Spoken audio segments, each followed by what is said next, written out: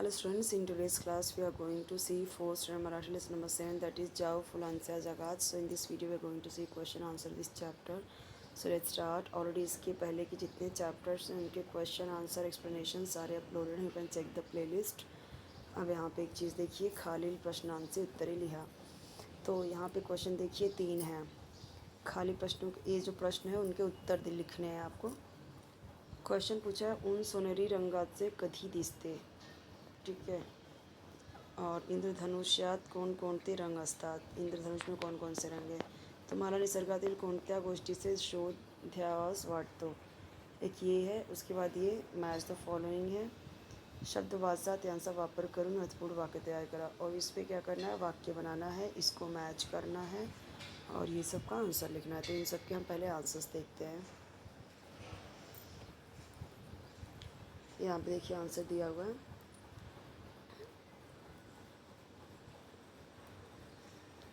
ऊन सोनेरी रंगाचे सकाळच्या किंवा संध्याकाळच्या वेळी दिसते. तो मैंने यहाँ पे हिंदी में भी लिख दिया है. धूप सुनहरे रंग की सुबह या शाम के समय दिखाई देती है. आपको ये लिखने की ज़रूरत नहीं है. इसे आप समझ सको और आपको लर्न हो सके, इसके लिए मैंने यहाँ पे हिंदी आंसर लिखे हैं. ठीक है. नेक्स्ट क्वेश्चन इज़ इंद्रधनुष के रंग कौन कौन से हैं. तो ये यहाँ पे देखिए, ये आपका मराठी वाला है. ये आपको लिखना नहीं है एग्ज़ाम में, ये मैंने आपको हिंदी में आपको समझे इसके लिए यहाँ पे लिख दिया है. ठीक है. ताकि आपके समझने के लिए, आपके अंडरस्टैंडिंग के लिए मैंने हिंदी में यहाँ पे लिखा है.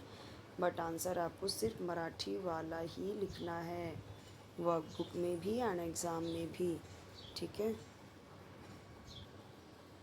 नेक्स्ट है यहाँ पे कि प्रकृति में क्या क्या ढूंढना पसंद है आपको. तो देखो यहाँ पे दिया गया, मला निसर्गातील सुंदर फुले, फुलपाखरे आणि पक्ष्यांचा शोध घ्यावास वाटतो. मुझे प्रकृति में सुंदर फूल, तितलियाँ और पक्षियों को खोजने का मन करता है. ठीक है. आई होप कि आपके लिए ईजी हो. जोड्या जुडवा में देखिए दिया गया है फुलांची कहानी, विजेचे नर्तन, इंद्रधनुची कमान. तो सबका सामने सामने आंसर गिवन है.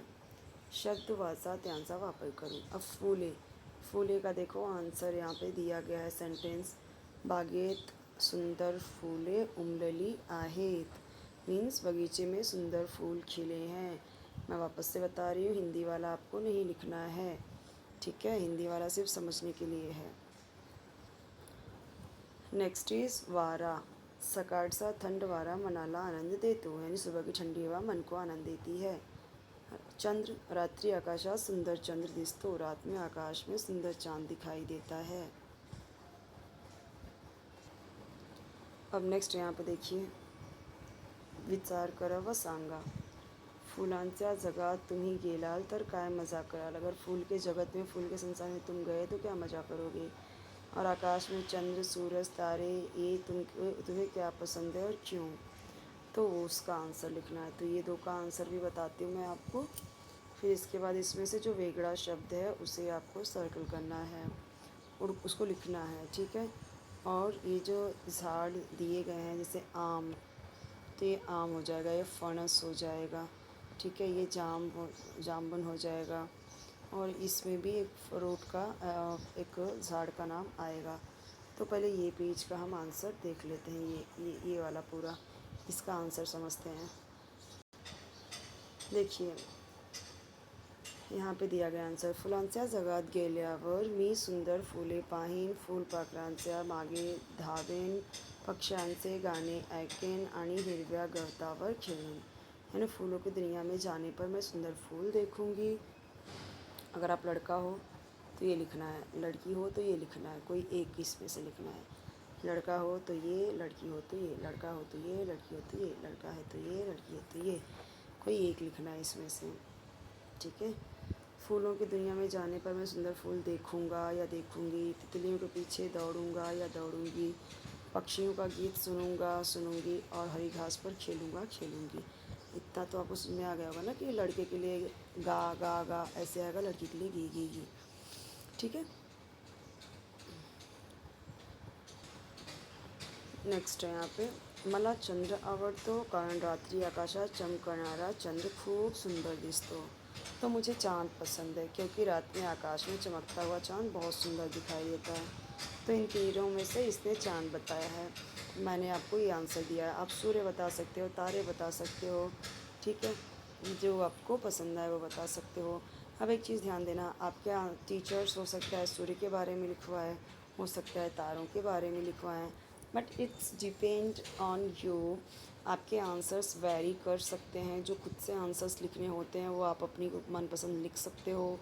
आंसर्स हमेशा ध्यान दीजिए कि आपके चैप्टर के अकॉर्डिंग होना चाहिए। जो आंसर्स दिया जाता है कि आप खुद से लिखो, अपने विचार स्पष्ट करो, वो आप अपने विचार दे सकते हो, नो इशू। इसका मतलब ये नहीं कि जो टीचर ने लिखवाया वो सही है, ये गलत है।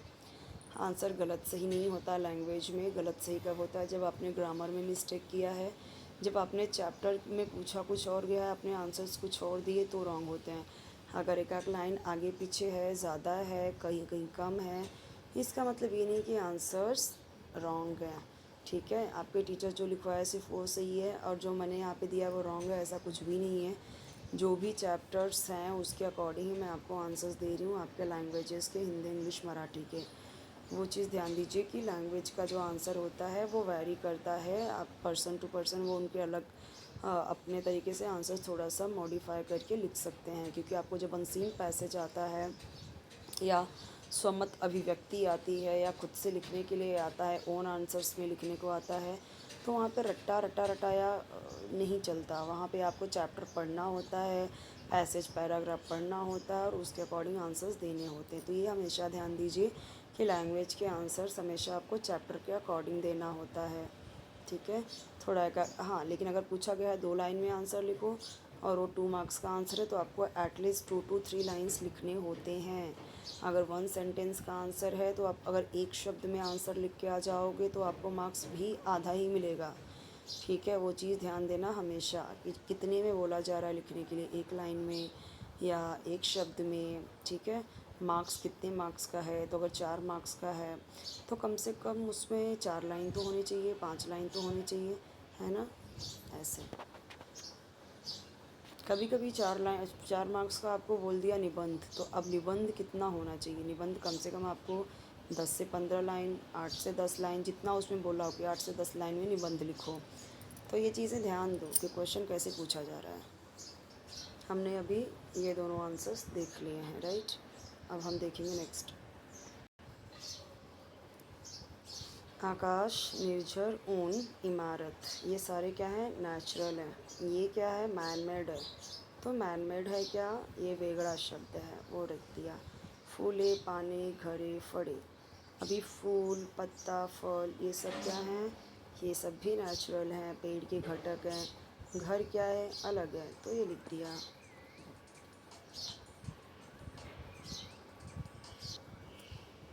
अभी यहाँ पे देखिए, तांबड़ा, नारंगी, मोदक, पिवड़ा, तो क्या आएगा? मोदक, है ना। बाकी के कलर हैं। अब ये क्या है? खाने की चीज़ है। रुमाल, पट्टी, पेंसिल, पेन, तो क्या आएगा इसमें? रुमाल। बाकी क्या है? पढ़ने की चीज़ें हैं, पट्टी, पेंसिल, पेन, है ना। चॉकलेट दिलेली झाडांची नावे ओळखावली है। नेक्स्ट क्वेश्चन है, देखते हैं। ये देखिए, आंबा, पिंपल, जांभूळ, फणस, ये हो गया आंसर। नेक्स्ट देखते हैं क्वेश्चन। मी आहे कोण? टपोरे रूप, रंग माझा वेगळा, फुलांचा राजा, सुगंधात मला सांगू पाहू। मी आहे कोण? गुलाब, ठीक है। अलग अलग कलर में आता है, फूलों का राजा है, सुगंध बहुत अच्छा है, बताओ कौन है? गुलाब है। फूलों का राजा बोल दिया तभी समझ गया ना, फल का राजा आम, फूलों का राजा गुलाब। नेक्स्ट देखो, भिंतीवर मी टांगलेला वेळ सदा मी सांगतो, टिक टिक असा आवाज येते, सर्वांना मी वेळ दाखवतो, सांगा पाहू मी आहे कोण? घड्याळ आहे, घड्याळाने घडी। चौकटीत टपलेली फुलांची नावे शोधा व लिहा। तो देखो यहाँ पे गुलाब, चाफा, जुई, निशिगंध, ये सारे आंसर हैं। मोगरा, झेंडू, ये सारे आंसर्स हैं। ये देखिए, कवितेतील ओळी पूर्ण करा, निर्जराचे गोड गीत, ये देखो लिखा है आंसर। संवाद लिया, तुम्हाला एखादे फूल भेटले तर। तो देखो फूल के ऊपर क्या लिखा है यहाँ पे, सेंटेंस मी। अरे वाह, तू किती सुंदर फूल आहे, तू कितना सुंदर फूल आहे। फूल तर तुला मी आवडले का, क्या मैं तुझे पसंद आया। हो, मला तू खूप आवडलेस। तुझा रंग आणि सुगंध खूप सुंदर आहे, तेरा रंग और सुगंध बहुत सुंदर है।